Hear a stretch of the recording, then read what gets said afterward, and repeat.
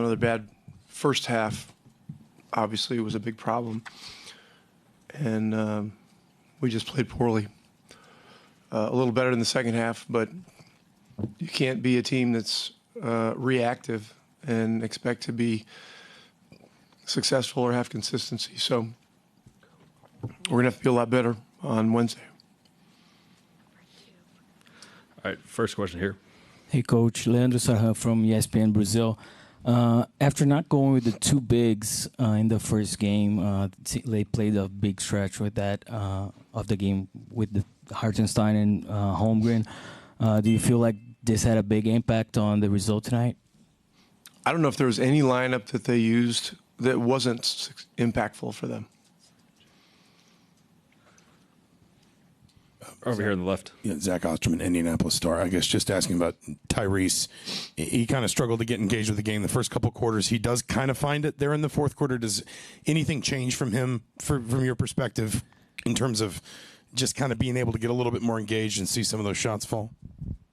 Well, there's a lot more to the game than just scoring. So everybody's got to do more.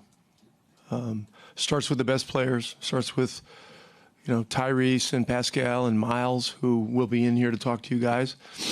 And then it goes from there. And so, people shouldn't just look at his points and assists and judge how he played, or judge how any of our guys played just on that. That's not how our team is built. I mean, we're an ecosystem that has to function together.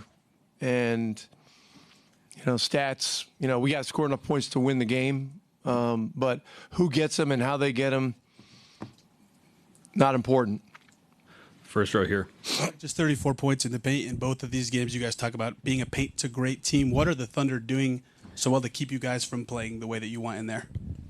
Well, they were the best in the league during the year at keeping people out of there. And so they're great at it.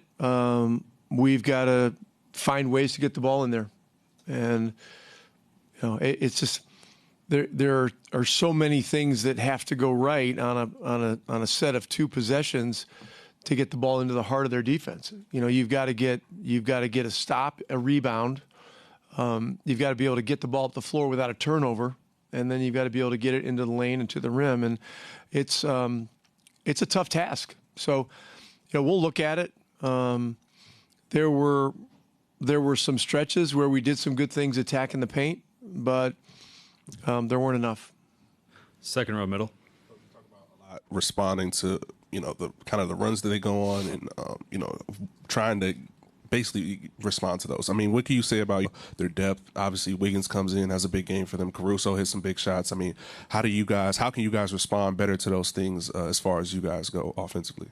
Well, first of all, Wiggins and Caruso played great. Those guys played great. I thought the atmosphere, I thought their crowd was exceptionally great. And so as we go home, we're going to need our crowd to be just like this crowd was. I mean, these fans took it to another level tonight, and that's how Gainbridge is going to have to be, for us to have a chance to be successful. And, Caruso and Wiggins, as you mentioned, both those guys shot it well. They caused other problems. They ran well. They made plays. They got a great feel for when to cut, and they hurt you in a lot of different ways. And so, Shea, you can mark down 34 points before they even get on the plane tomorrow, for the next game. I mean, the guy's going to score. We gotta find ways to make it as tough as possible on him. Williams played really well tonight. All their guys played well, and so we're gonna have to do a lot of things better. First row. Scott Agnes, Fieldhouse Files. I'm curious, you talk a lot about disposition and physicality. How do you feel like your team handled that? Because obviously the Thunder seemed to ramp up their intensity much more. Not well. Last question here. Hey, Coach. With 3 minutes, 40 seconds left on the clock, you took the main guys out. Can you maybe take us a little bit through the decision-making?